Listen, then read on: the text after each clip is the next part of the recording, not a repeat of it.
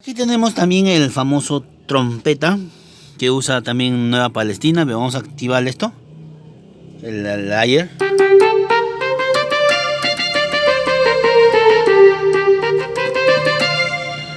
Y si quieres el otro, el 1, el 1 suena así.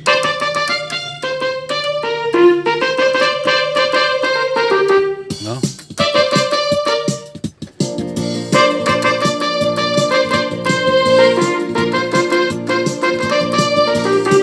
¿Ves?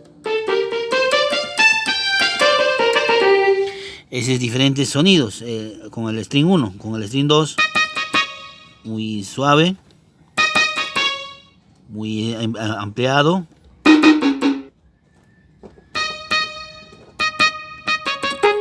¿Ve? ¿Ve? Esa es otra forma.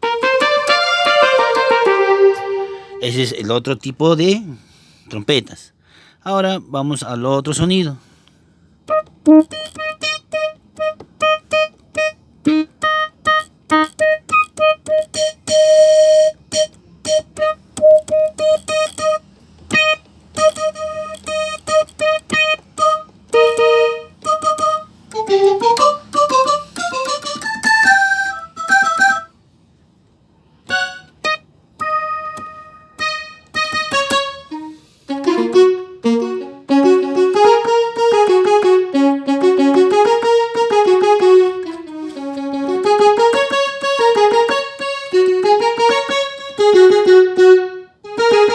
Se llama polysynth.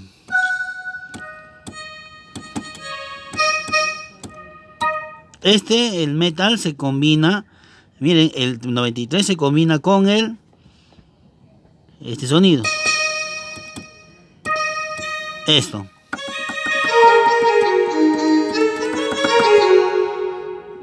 ¿Quieres activarlo?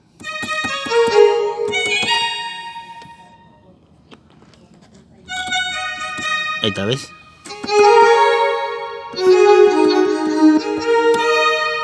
Lo he combinado porque aquí está el layer. El sonido es SIFI y la combinación es Metal Pad para alargar el sonido. Si te gustó, dale tu like. Este es Forromanía Perú.